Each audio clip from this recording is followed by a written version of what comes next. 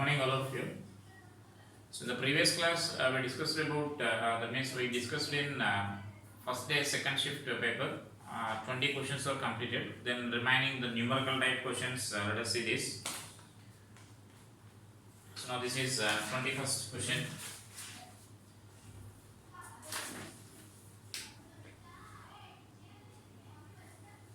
So this numerical type questions plays an important role while deciding your rank here, because objective type questions most of the students can answer that, but while most of the students will face difficulty in the numerical type questions only, because no options are there.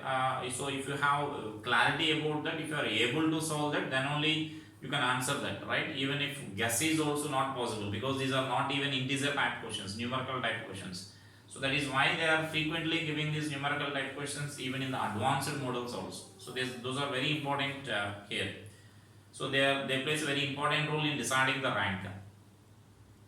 So an ideal cell of EMF 10 volts connected in a circuit shown in figure.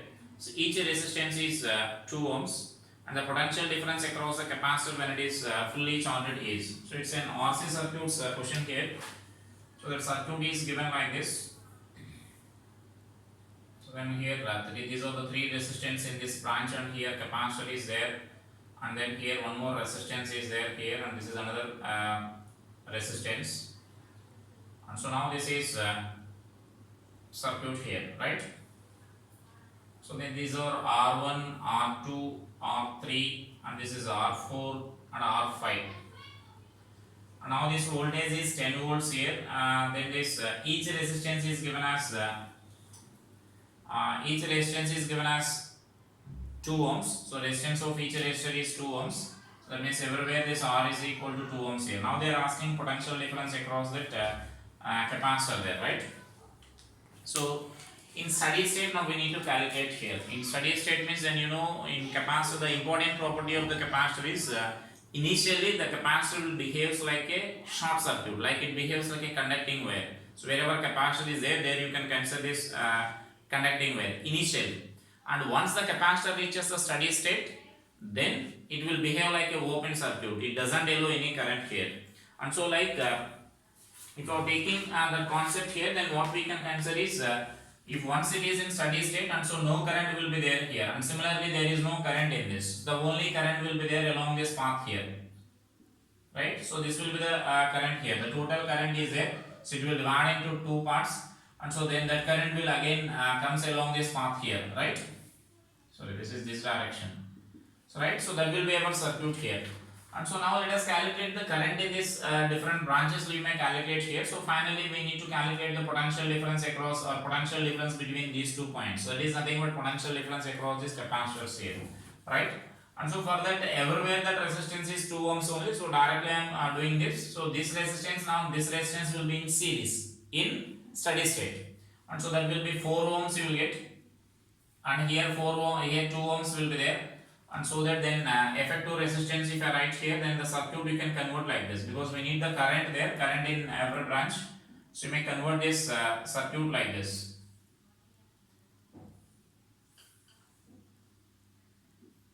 So then this will be our circuit here, right? This is now 4 ohms, this is 2 ohms, and then this is 2 ohms. This is the 10 volts here, right? So that means these two together are in series, that I am taking as 4 ohms, and now remaining this is 2, and this resistance will be ineffective because no current is flowing in that branch. And now let us calculate the currents there. That means again you can say that these two will be in parallel, and so you can write that effective resistance as 4 into 2 by 4 plus 2, 6, so which is 4 by 3. And so now that 4 by 3 and these 2 are in series, right? So that means now we can cancel this as 4 by 3 and 2 are in series like this. And so now we can take this potential difference here. This is 4 by 3 ohms and this is 2 ohms. Suppose I am taking this as V1 and V2, the potential differences. And so we know in series V1 by V2 you can take this as R1 by R2. So 4 by 3 by 2, so which is 2 by 3. And from this, now this total potential difference 10 volts we can divide in this ratio here. Now suppose if I write this V1 value, then it is 2 by 2 plus 3 into 10. We are dividing in that ratio, 10 volts, right? And so then it is 4 volts, the V1 value. and therefore this V2 is 6 volts you will get, right? And so then potential difference across this is 4 volts, and across this will be 2 volts. 6 volts. And so now you can write the current in the every branch, you can calculate with the help of that, right? And so then from that you can calculate the potential difference easily. Now I am coming back to this circuit. And so now current you can write here. The potential difference across this combination is 4 and across this also 4. And so then I can write this, this current here is 1 ampere and current here is say 2 amperes, right? And so then current in this will be 3 amperes will be there, right? Because this is the potential difference you need to note here. Here 4, so then 4 by 4 1 and 4 by 2 2, and this is 6 by 3 6 by 2 3. And so then this is current here is 1 ampere and here current is 1 ampere and here current is 3 amperes, and this current will be 2 amperes is there, right? And so now we need to calculate just a potential difference between these 2 points here. Suppose this is point A and this is point B here. So then here potential difference, you can apply just potential difference between those 2 points. So just you can apply the Kirchhoff law between those 2 points. Then VA minus IR here, that is 2 into 1, and minus IR, so that is 3 into 2, and minus VB is equal to 0. So therefore this VA minus VB is equal to 8 volts you will get. So that is nothing but our potential difference across the capacitor, now we can say. Is it clear? Potential difference between these 2 points is nothing but potential difference across capacitor. Because here there is no current flowing here, and so that potential difference across the resistance will be 0. Therefore potential difference across this capacitor will be 8 volts, right? So that will be that question there. And see the next question now. A light ray enters the solid sphere of refractive index mu root 3 at an angle of 60 degrees. The ray is both reflected and refracted at the farther surface of the sphere. The angle between reflected and refracted rays is. So that means now here a light ray is entering the sphere here, solid sphere of refractive index is given. So now let us say this diagram here. This is a solid sphere. Now this light ray is incidenting here. So let us say now it is incident angle of 60 degrees is given. So this angle is 60 degrees here. Now we know light ray will undergo some refraction, and so now this refractor light ray is incidenting here. So now this is, let us extend this radius here, right? Now a part of this light ray is undergoing refraction and other part is undergoing this reflection here. So now this angle between this reflected and refracted rays they are asking. So angle between reflected and refracted rays, and this mu value is given as root 3. And just by applying the Snell's law and similar triangular properties, you can answer that question there, right? So this is our 22nd. And so just apply this refraction at the surface here. Let's suppose this point is here, this is the center O, and this is the point B I am taking here, right? So now let us apply the Snell's law at this refraction here. So Snell's law at the refraction, if I write, our Snell's law is nothing but mu1 into sine I is equal to mu2 into sine R, we can write. So that is our Snell's law preferred form there. Instead of that you may write mu is equal to sine I by sine R, but while solving these problems it is a preferred way of writing that Snell's law, because without any confusion you can apply this. And so now if you write this equation, then 1 into sine 60 is root 3 by 2, and mu2 means refractive index of this, which is mu, into sine R.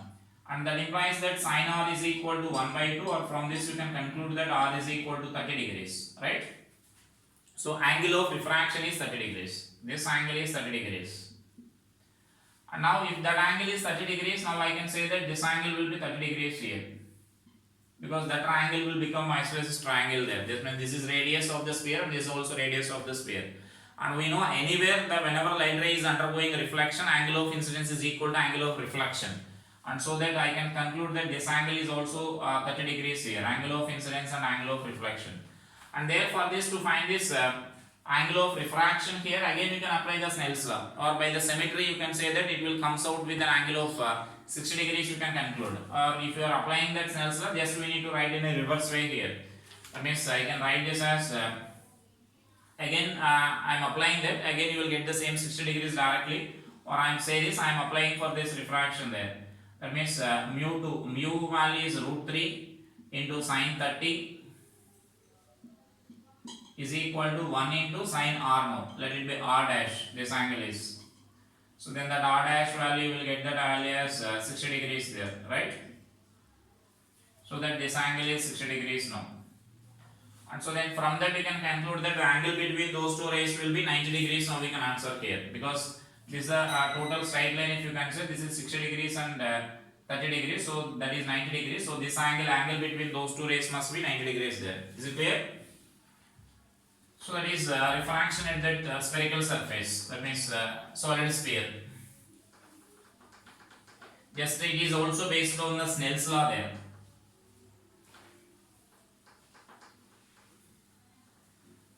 So for the previous problem, while calculating this potential difference, you may apply the directly Kirchhoff laws, you may apply to find the potential difference, or you may apply the nodal method. That is your choice. Finally, that is the procedure just I explained there. Only one method I explained for the previous problem. There you can solve by applying the Kirchhoff laws, or by applying the nodal method also you can solve that problem there, right? And so next let us see this next question here, 23rd. So now this 23rd question is based on the collision. So in the morning paper also based on the collision one question is there, we discussed already. So now in this evening paper also this collision problem is there. A particle of mass m is moving along this x-axis with a velocity ui. It collides elastically with a particle of mass 10 m at rest. Then moves with the half of its kinetic energy. Right? So that means here this is the given information here. This is m and this is the 10 m is there. So now this m is moving with this velocity of ui cap. And now here this is 10 m is there. Then after collision they are moving like this. So after collision this one particle is moving like this with a velocity of u1, say that means with an angle theta 1, and this particle is another particle is moving along this direction here. This 10 m is moving along this direction and this is the m. And this is moving with at some angle of theta 2, let us consider that, right? And so now just we need to write this, let us take these velocities as along v1 and v2 values there. For the vm we are taking it as v1, and for m 10m we are taking it as v2. And so just let us apply the conservation of momentum along x-axis and along y-axis. So that means they are asking the question like they are giving certain value here. So that means if sin theta 1 is equal to root n into sin theta 2, this is a given condition, they are asking this n value. And so now the given another condition is about kinetic energy is given. So first let us write this, that means the kinetic energy information is the final kinetic energy is equal to half of the initial kinetic energy for m. That means this condition is defined for this m only. So right, so I can write this as half m v1 square is equal to half into half m u square, and so that this v1 is equal to u by root 2 you can write. So that is one relation what we can mention here, right? And then let us apply the conservation of linear momentum here. So conservation of linear momentum along this x-axis and conservation of linear momentum along this y-axis you can write there. So the conservation of linear momentum, if I write along this x-axis, so along x-axis if I am writing here, so the initial momentum now you can write. That initial momentum is nothing but m into u. So this is equal to, its momentum is 0, 10 m is initially at rest. So the final momentum we can write this as m into v1 cos theta 1 plus 10 m into v2 into cos theta 2. And so then this m value you can cancel there. So u is equal to v1 cos theta 1 plus v2 cos theta 2. Now we can write 10 v2 cos theta 2 you can write. Let's suppose this is our equation 1 and this is our equation 2. And actually you can substitute this value here. v1 value you can substitute there, and you can write this as another equation there. Like if I substitute that value there, so then u of 1 minus 1 by root 2 into cos theta 1 is equal to v2 cos theta 2, sorry 10 v2 cos theta 2, that is 10 m is given there. So 10 v2 cos theta 2 you can write.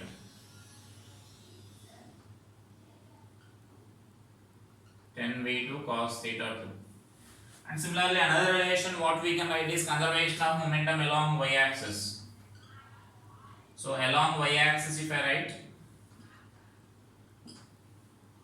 so initial momentum is 0. Directly I am equating the momentum of these two particles there. The momentum of these two particles along this vertical direction should balance with each other. So directly I am equating their magnitudes there, right? So then what we can write there is 10 m v2 sin theta 2 is equal to m v1 sin theta 1, right?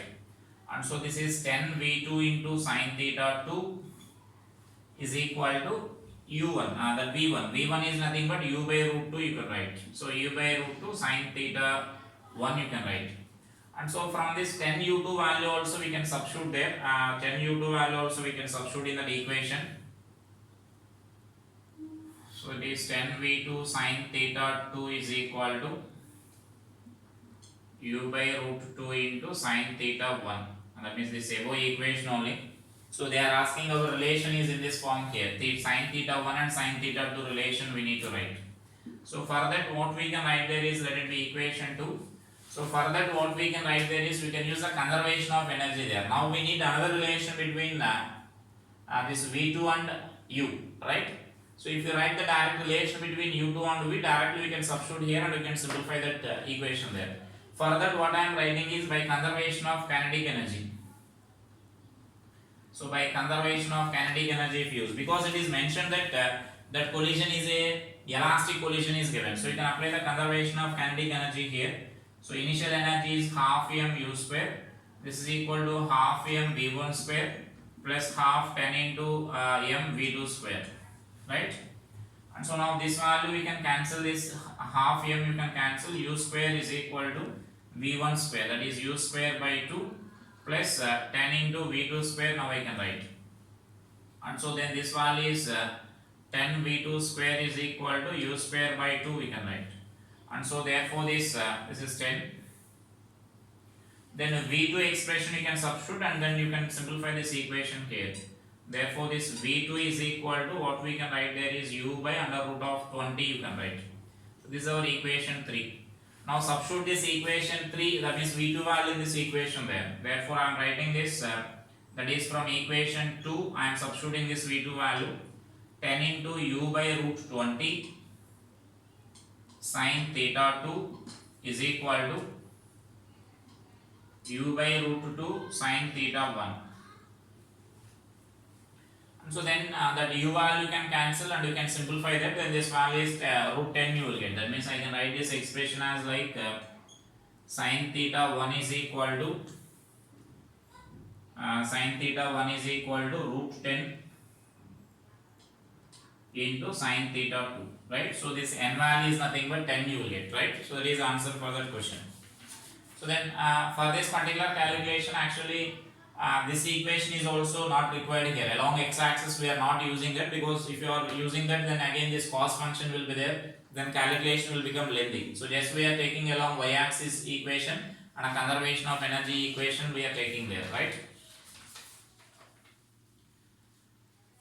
Next let us see this center of mass question here. This question is based on the center of mass for removed part. Some part is removed, residual center of mass calculation. So see this question, a sphere shaped hole of side A, L is equal to A by 2 is carved out at a distance of D is equal to A by 2 from the center O of the uniform circular disc of radius A. If the distance of center of mass of the remaining point O is minus x by A, the value of x is equal to.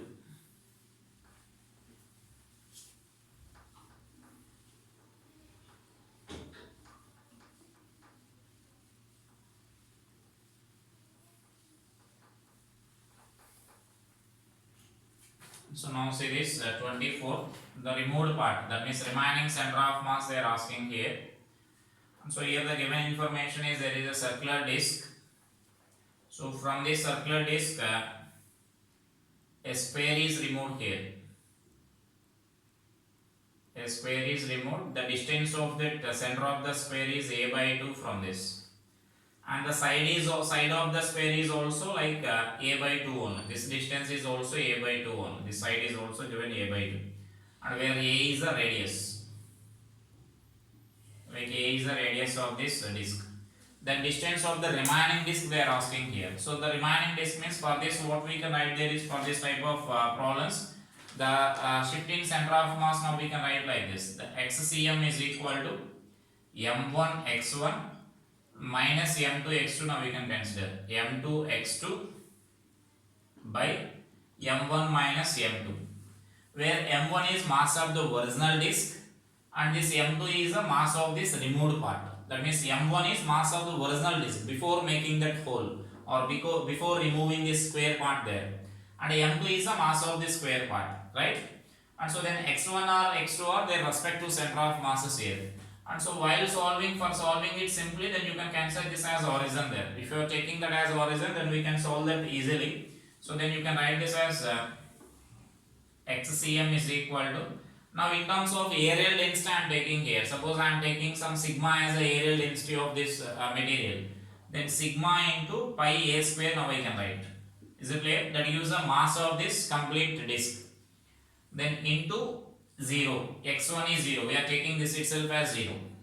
So then calculation will be easy for us. Then m2. m2 means mass of this part now we need to write. So mass of that part is sigma into dz square, so a by 2 whole square. That means L square we need to write, that L is given as a by 2. A by 2 whole square. Now its the distance, the coordinates of this point is nothing but a by 2 comma 0. So x is nothing but a by 2. So a by 2 by, now m1 minus m2 we need to write. So sigma into pi a square minus this is sigma into a by 2 whole square. And so now this value we can simplify this value here. xcm is equal to, this is 0 minus or minus of sigma. Sigma also you can cancel there. So then it is a by 8 divided by, and here also that sigma will be cancelled here. Sigma a square you can cancel. This is 1 by 4 you can write. Is it clear? Now take LCM here. So xcm is equal to, now this is minus a by 2 into 4 pi minus 1.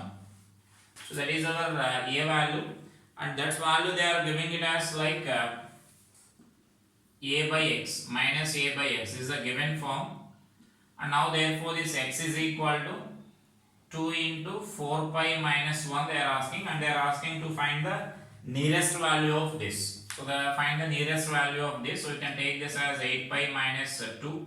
So 8 into pi. Then that pi value you can take it as 3.14 you can take. So then you will get nearly, that is 3.14 if you consider, then you will get nearly like 23 point, this total value is 23 point something you will get. So the nearest value is 23 now we can consider. So simplify this. So it is 8 into then 3.14 minus 2, right? So that is that nearest integer in that question. And next see this question. This question is related to this wave motion, waves on the string. Say wire of linear density 9 into 10 power minus 3 kg per centimeter will be stretched between the two clamps of 1 meter apart. The resulting strain in the wire is 4.9 into 10 power minus 4. The lowest frequency of the transverse wave in the transverse vibration in the wire is. So Young's modulus of the wire is given. Then again they are asking its value to the nearest integer they are asking there, right? And so now, so this you may consider this equation like this. So suppose this length of this wire which is given as 1 meter, and resulting that strain and the data is given for us, right? And so now we know this y is equal to, you can write this as pressure by strain. And so now from this we can write this as stress is equal to, which is nothing but T by A, y into strain you can write. So that means now that T by A value is given by that.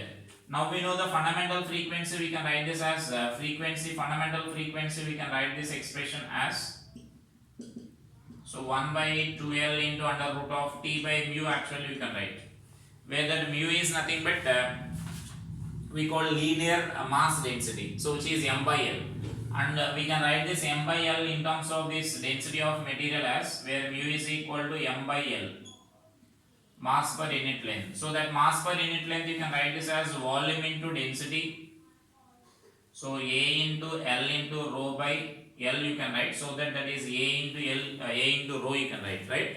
So let us substitute that expression there, and therefore this frequency F is equal to 1 by 2L into under root of T by A into rho. Now this T by A value we can substitute by using this, so that equation, fundamental frequency equation, we can write this as 1 by 2L into under root of Y into strain by this rho you can write. So you can substitute that values there, right? So then all the data is given there. So this value is 1 by 2 into 1 meter, L is 1 meter, into this value is Young's modulus is like 9 into 10 power 9, into strain is 4.9 into 10 power minus 4, by the density of material is 9 into 10 power minus 3. So it is a given values, then simplify that and we need to answer that value as nearest integer. So I hope you will get nearly like 35 you will get, that means 70 by 2. So this value nearly will get 70, so 70 by 2, fundamental frequency they are asking there, right? So that is that frequency. Or sometimes they will ask the same question like by changing the temperature. So sometimes that wire is cooled, initially the wire is just stretched between those two wires, that means with almost zero tension. Now the temperature of the wire is decreased by some delta T. Then again they will ask the fundamental frequency of this vibration. So in that case, that means here strain is given, then in that case that strain is also not given, then we need to take it as a thermal strain. So that means now therefore the thermal stress we need to take that as, in such a case, that we call thermal stress. So that thermal stress value we need to take it as alpha into delta T. That means the strain value delta L by L is equal to, we need to take this as alpha into delta T, right? So then that expression we need to substitute there. Therefore that fundamental frequency in that case will be 1 by 2L into under root of Y alpha into delta T by rho you will get. Is it clear? So that is in case of change in temperature. When change in temperature is given for the same problem, then we need to solve this problem like this. So where alpha is the coefficient of unit expansion and the delta T is the change in temperature of this material. Right? So that is about this first day second shift problem here. And in this almost I think that means majority of the questions here also above average standard only, that means moderate standard only. But some questions like lengthy calculations are there involved in that also. That also not too much many problems, like 4 or 5 problems some calculation is required, and remaining all problems you can answer them easily. So right. So one like logic gates question is given, that will take some time, and then in the last class we discussed like atomic Bohr's atom when electron is jumping from n plus 1 to n, the frequency of emission, emitted radiation, that is also, but it is a standard problem only. It is almost all books it will be available, that question is available. And so then such a like one gravitation question, it will take some time because you will get a quadratic equation in that. And so that is and next another some lengthy questions are like so this another collision question. Today we discussed now collision question, so that will take some time.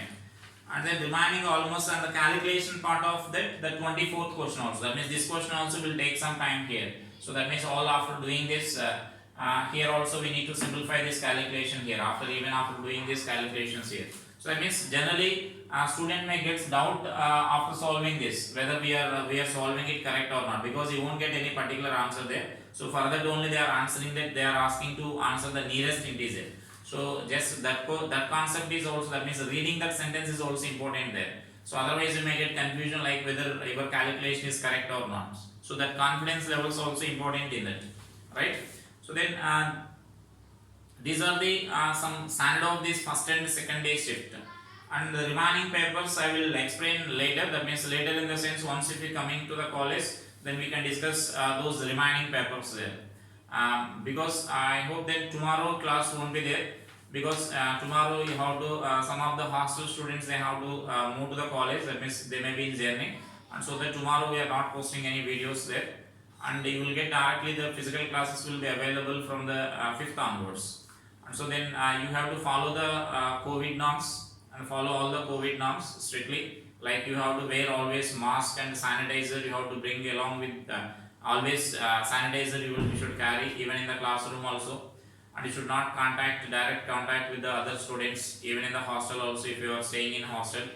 And then that means you should follow all these precautions there, that is most important. And at the same time you have to work very hard also, because you have some big target now, big target, and so then accordingly you should work hard also. So definitely some hard work is required for this coming 5 or 4 or 5 months, whatever the time dates they are going to announce, right? And whatever the books you have, it is better to bring all the books including the notes also, whatever the previous notes you have, you can bring those notes also. It may be helpful in some quick revisions, because already you have some concepts there, so then it may be useful in some quick revisions. So then whatever the for solving whatever the books you have, you can bring all those books. And here we are preferring that Singhese we are preferring here. So if you have those Singhese volumes, any current edition like or previous edition, you can bring whatever the volumes you have, you can bring those volumes, right?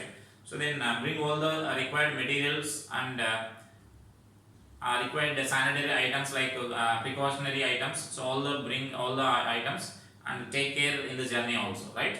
Thank you.